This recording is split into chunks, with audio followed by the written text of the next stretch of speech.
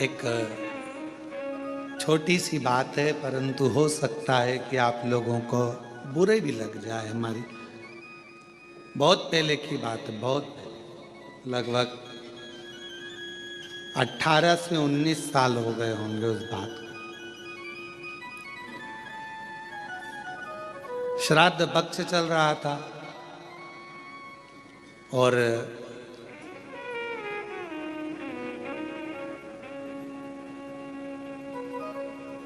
राजस्थान में कथा चल रही थी। जिन जजमान की यहाँ कथा थी, उन्होंने उनके एक कोई लड़की थी और वो कुंवारी अवस्था में वो बिटिया लगभग 12th में थी और वो चली गई थी। उसके निमित्त का उस दिन उसका श्राद्ध था।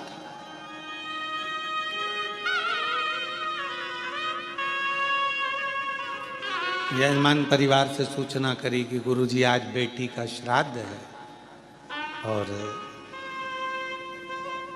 प्रसाद बना है, तो सब लोग प्रसाद पाएंगे, तो आप भी प्रसाद पाएंगे। हमने कहा कि यजमान को पहले हमारे पास भेजो और यजमान अगर दक्षिणा दे तो हम श्राद्ध पाए, मना नहीं। तो कहा गुरुजी आप दक्षिणा लेंगे? हमने कहा, तो कहा ठीक है। यजमान आए, राधा रमन जी। हमने कहा राधा रमन जी क्या बात है? कहा आज बेटी का श्राद्ध है, प्रसाद पाना। हमने कहा दक्षिणा लगेगी, बिना दक्षिणा के प्रसाद कैसे पाया जाए? तो कहा गुरुजी बोलो क्या दक्षिणा लगेगी? हमने कहा एक दक्षिणा चाहिए। एक बेटी गई है आपकी, 12th क्लास में पढ़ रही थी, पढ़ाई पूरी नहीं हुई थी, चली गई। कोई एक गरीब की बेटी जो 12th में पढ़ रही हो, उसकी पढ़ाई को तुम उसकी कॉलेज तक का खर्चा तुम उठाओ, तो हम श्राद्ध पाने। ये हमारी दक्षिणा है। एक गरीब की बेटी अगर पढ़ने को तैयार बैठी है और शिक्षा चाहती है और उसके पास धन नहीं है, उसको तुम पढ़ा।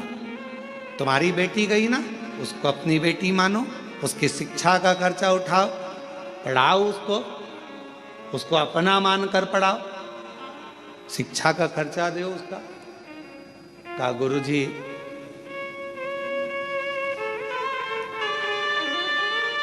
आंख में आंसू थे राधा रमन जी के और कहने लगे आज लगा कि मैंने बेटी का सही श्राद्ध किया है।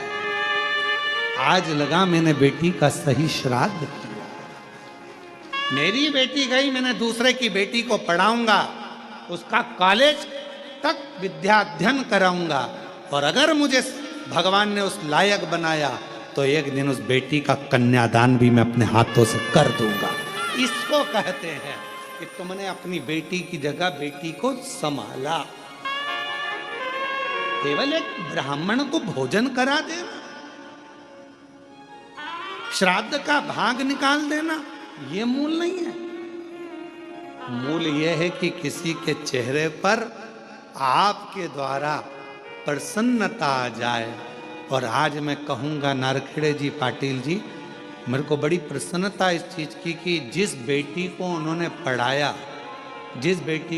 पढ़ाया, नमिता उसका नाम है, और वो आज पटवारी बन गई है और पटवारी बनकर पटवारी का जॉब कर रही है।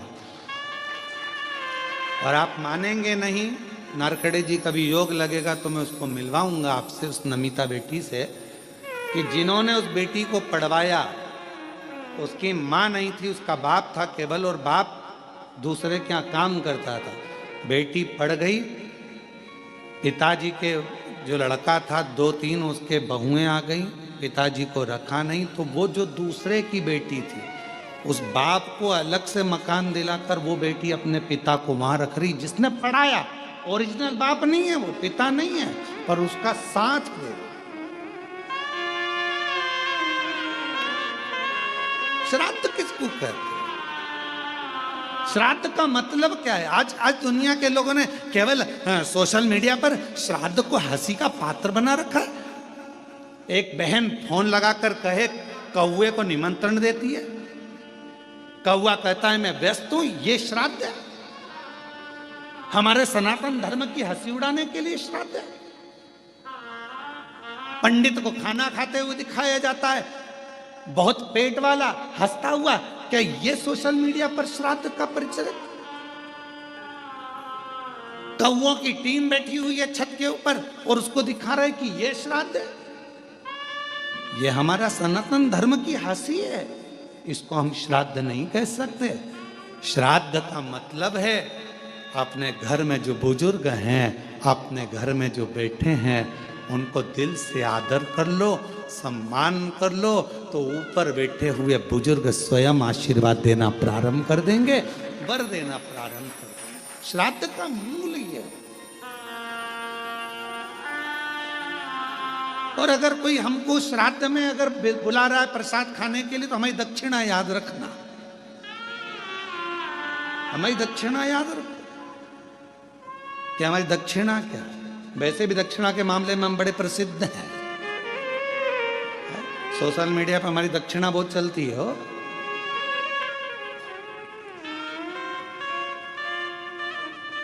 पर हमारी दक्षिणा याद रखना कि हमें अगर श्राद्ध पक्ष में प्रसाद पवाना है, जिसको बुलाना है हम आने को तैयार है, पर शर्त यह है कि अगर बुजुर्ग के श्राद्ध में बुलाओगे तो एक बुजुर्ग को तुम्हें उसके मरते दम तक संभालना पड़ेगा। एक महिला के श्राद्ध में बुलाओगे तो एक बुजुर्ग महिला को, एक गरीबड़ी को, तेरे घर की बुजुर्ग महिला को तुझे संभालना पड़ेगा। ये दक्षिणा दे और संकल्प देना पड़ेगा। संकल्प अगर टूट गया तो समझ लेना तूने संकल्प किसको दिया? 12 ज्योतिर्लिंगों को। शिवर वाला महाराज केवल शंकर को भजता है, शिव का स्मरण करता है। इसलिए बड़ा सोचिए, केवल जो मर गए चले गए उनके प्रति श्रद्धा श्राद्ध नहीं है।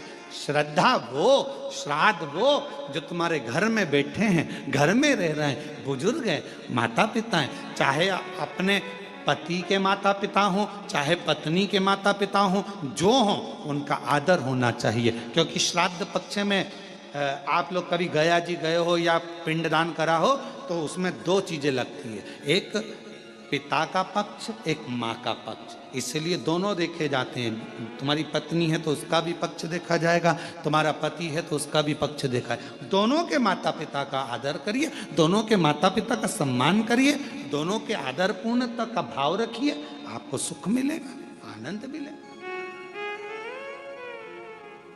पूर्णता का।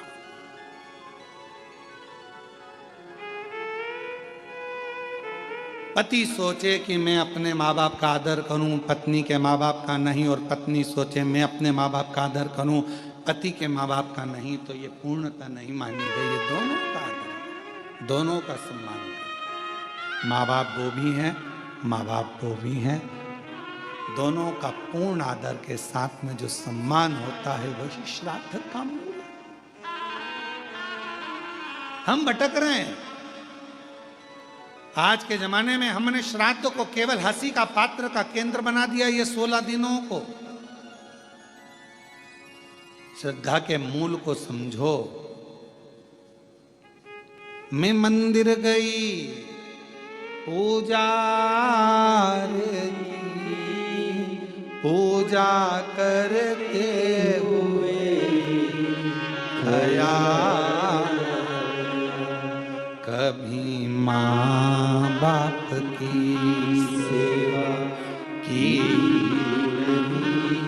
फिर पूजा रचाने से क्या फायदा, कभी प्यास को पानी पिलाया नहीं, बात आंसू बहाने से क्या। आपके भीतर एक भाव उत्पन्न करो। श्राद्ध पक्ष की कथा सुन रहे हो, जितने आस्था चैनल पर कथा सुन रहे हैं, जितने फेसबुक यूट्यूब पर कथा सुन रहे हैं, बोल देना कि सियोर वाले महाराज को अगर श्राद्ध में बुलाना है प्रसाद पवाने के लिए तो दक्षिणा तैयार है, और वो दक्षिणा एक ही होगी, आपके घर के बुजुर्गों का आदर, आपके घर के बड़ों का सम्मान, श्रद्धा, उनके प्रति रुचि, ये हमको चाहिए। ये हमारी दक्षिणा है।